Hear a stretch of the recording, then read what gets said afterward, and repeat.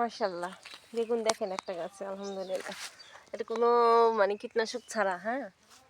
এটা কিন্তু সাইজে একটু চিকন চিকন হচ্ছে, বাট স্বাদ মাশাআল্লাহ আলহামদুলিল্লাহ। যেমন স্বাদ আর হয়েছেও ভালো, মাশাআল্লাহ আলহামদুলিল্লাহ।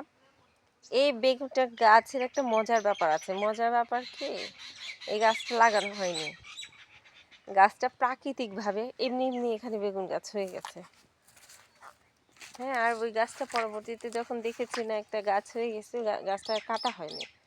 পরোটাতে সার দিলাম, তারপর একটু বারবার প্রতিদিন পানি টানি দিয়ে আমি একটু যত্ন নিলাম। দেখলাম এই গাছটাই এখন মানে খুব ভালো সার্ভিস দিচ্ছে একদম। মানে এতটা এই বেগুনে কিন্তু আমাদের জন্য যথেষ্ট, একটা গাছের বেগুনই যথেষ্ট। আর হলো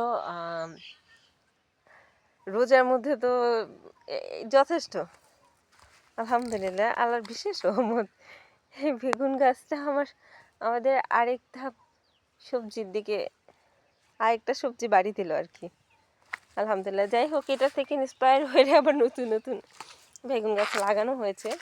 এই গাছটা একদম কুকুরে অবস্থা খারাপ করে ফেলেছিল, তাও হচ্ছে দেখলাম। এগুলো যত্ন নিয়ে নিয়ে আস্তে আস্তে এগুলো বড় হবে।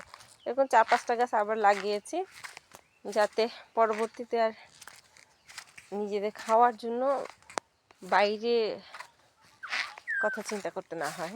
হ্যাঁ, এই যে আলহামদুলিল্লাহ।